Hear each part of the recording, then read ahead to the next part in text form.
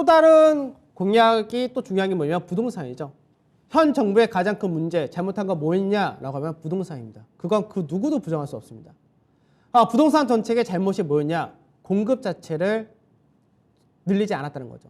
계속해서 충분히 집이 있으니까 다주택자들이 많아서 집이 없는 거지 실제로 집에 대한 공급 자체는 충분하다라는 논리로 규제를 하다 보니까 그 부분이 부동산 가격에 과열로 연결이 된 거죠. 물론 투기라는 부분도 있었겠지만 공급 자체를 늘리는 정책을 했었어야 된다는 겁니다. 그래서 이 부분에 대해서는 여당 후보건 야당 후보건 부동산을 기본적으로 250만 호를 공급하겠다. 사실 어마어마한 규모입니다. 250만 호라는 규모 자체는. 근데 여기서 이제 약간 달라지긴 합니다. 어떻게 하냐면 여당에서는 이제 100만 호 정도는 기본 주택으로 임대형 싸게 공급한다는 거고 야당 같은 경우는 전부 다 250만 호를 민간에 맡긴다. 이 차이가 있습니다. 근데 결과적으로 뭐냐? 공통적인 부분은 부동산 자체에 대한 공급을 확대시키고 서울이라든지 이런 지역에 따른 재건축이라든지 재개발에 대한 규제를 완화하겠다. 이 부분은 거의 동일하다고 보시면 되겠습니다. 그러면 실질적으로 여기에 따른 수혜를 보는 쪽은 건설 쪽이게 되겠죠. 그래서 건설 자재 관련된 시멘트라든지 철강이라든지 이제 주택을 짓는 회사들 같은 경우는 여기에 따른 수혜를 가져간다로 생각하시면 되겠습니다. 그럼 최근 들어서 현대산업 같은 경우가 강주에서 지은 아파트가 무너졌죠.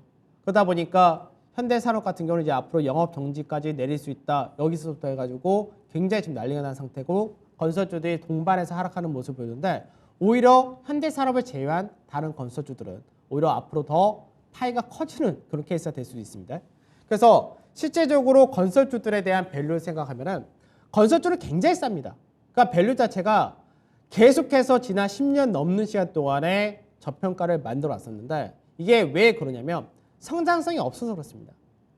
그러니까 항상 지난 10년, 15년 동안에 그동안에 있는 기업들이 어떤 새로운 성장 동력을 만들고 새로운 성장 동력을 추진했는지에 대해서는 언급을 안 하는 거죠. 평가를 안 해줍니다. 그러다 보니까 어차피 건설은 거기서 거기야 라는 생각만 하다 보니까 항상 저평가를 받은 거죠. 근데 이게 10년 이렇게 저평가를 받아오게 되면은 회사가 이익을 꾸준히 하는 회사가 되면 어떻게 되냐? 자산 가치는 계속해서 높아지게 되고요. 현금을 쌓여가게 되고요. 그러다 보니까 새로운 성장 동력을 찾을 수밖에 없는 여건이 만들어지는 거죠. 그러니까 실제로 보게 되면 현대건설 같은 경우는 이제 매출의 증가 계속해서 증가된 상태에서 영업이익 같은 경우가 올해가 한 8천억, 내년에는 9,500억 정도 전망이 되고 있고 순이익은 이제 아무래도 이제 뭐 밑에 현대 엔지니어링이 있기 때문에 그런 부분이 좀 작다 됩니다. 그래서 퍼로 볼 때는 현재는 13%, 10% 정도, 자산 가치로 볼 때는 한 0.6배, 7배 이렇게 되는 거고 GS건설 같은 경우는 현재 실적 대비해서 굉장히 쌉니다. 그래서 GS 같은 경우는 퍼로 따질 때는 작년 기준으로 한 7% 정도 되고 올해는 5%대까지 낮아진다 돼 있죠. 그 5%대까지 낮아진다는 이야기는 그만큼 실적의 증가가 나온다는 건데 그러면 왜 실적의 증가가 나올 수 있는 배경이 뭐냐? 작년까지 국내에서 또 위드 코로나다 이렇게 되면서 분양을 원래 하기로 했던 부분이 다 딜레이가 된 겁니다. 그러다 보니까 올해 같은 경우는 작년에 분양을 해야 됐었던 물량까지 더 많이 분양하기 때문에 그런 부분이 올해 이연된 실적이 넘어오면서 상당히 커지는 것이 건설 업종이다. 이렇게 보시면 됩니다. 그러니까 대우건설 같은 경우도 마찬가지죠. 대우건설 같은 경우는 이제 최근 들어서 매각을 했다 했는데 아직 매각한 이후에 약간 잡음이 있다. 뭐 얘기가 나오고 있는데 완전히 아직까지 뭐 타결된 건 아닌 것 같은데. 그래서 대우건설 같은 경우는 영업이익 자체가 이제 작년이 7,200억, 올해가 8,000억 정도 이렇게 예상이 되고 있고 그러다가 퍼로 따질 때가 5%가 안 되는 4%대 수준까지 내려온 상태입니다. 그 삼성 엔지니어링 같은 경우는 사실 약간 다릅니다. 왜 다르냐면 삼성 엔지니어링은 주택 사업을 하지 않습니다. 주로 플랜트 사업을 하죠. 근데 작년 같은 경우 보게 되면 삼성 엔지니어링은 굉장히 가파르게 더 강한 상승을 보여줬었는데 왜 그러냐? 우리가 아까 봤었던 탄소 중립에서 필요한 것 중에 하나가 우선은 탄소 중립을 바로 가지 못하니까 그 중간 단계가 탄소를 포집하는 그런 과정이 있는데 거기에 따른 기술력을 가지고 있고 앞으로 거기에 따른 수주가 늘어난다. 이런 부분이 성장 모멘텀을 작용하면서 주가가 좀 더 강하게 올라간 그런 케이스가 됩니다. 그래서 삼성 엔지니어링 같은 경우는 한 11% 정도니까 어떻게 보면은 시장 정도의 평가를 받아준다 이렇게 되기도 하고 뭐 자산 가치나 이런 것들도 다른 건설보다는 좀 더 높은 그런 상태지만 이쪽은 뭐 플랜트 쪽이라도 이쪽에서 유일하게 국내에서 전문을 하는 회사다 보니까 평가 좀 높게 받는 거죠. 그다음에 DA 리니시 같은 경우는 예전에 대림 산업이 이제 분할을 하면서 이제 건설만 취급하는 그런 회사인데 이쪽 같은 경우는 이제 실적을 보게 되면은 이쪽 좀 실적이 좀 심합니다. 그러니까 심하다는 표현이 뭐냐면은 영업이익을 봤을 때는 올해가 한 9,400억, 내년이 1조 1,000억 정도 되는데 순이익으로 볼 때는 내년 전망이 한 9,000억까지 늘어난다. 올해가 이제 7조 정도 되고요. 그러니까 순이익으로 볼 때는 우리나라 종합 건설사들 중에서는 가장 높습니다. 근데 주가 자체는 또 가장 쌉니다. 그러다 보니까 밸류 평가가 현재는 자산 가치는 뭐 0.5에서 0.6배 정도 되고 그다음에 주당 퍼 같은 경우는 3%에서 내년에는 3% 미만까지도 나타난다. 올해는 이렇게 될 정도로 극도의 저평가인데 왜 저평가를 받았었냐라고 하면은 수주 잔고가 작았던 부분이 있습니다. 그래서 그 수주 잔고가 작았던 부분이 오히려 시장에서는 저평가를 받는 계기가 됐는데 작년 말에 대규모의 수주를 받으면서 이 불확실성이 어느 정도 완화되었다. 이렇게 보시면 되겠습니다. 그러면 건설 같은 경우가 단순히 분양시장이라든지 실적이 싸니까 재평가를 받는다. 이게 아닙니다. 국내 증시는 굉장히 깐깐합니다. 제가 왜 깐깐하다는 표현을 해주냐면 제가 이제 처음에 이 메인 게임이 스타트된다라고 할 때 뭐라 했었냐면 그동안 국내 증시는 성장이라는 타이틀 하나만 있으면 증권사에서 목표가 계속 상향시켜줍니다. 성장하니까. 공모할 때도 마찬가지였죠. 너무나 높은 회사에 따른 비교를 하면서 공모 가격을 엄청나게 높여놓고 그러고 나서도 성장하는 회사니까 괜찮아 논리를 했는데 매출이나 영업이익을 비교해보면 너무나 터무니없을 정도로 시총이 높은 거죠. 그러니까 밸류에이션 재평가는 고평가된 거는 무너뜨려야 되는 거고 저평가된 거는 올리는 과정이 필요한 겁니다. 근데 이 저평가된 회사들이 단순히 실적이 싸니까 올라간다 절대 인정 안 해줍니다.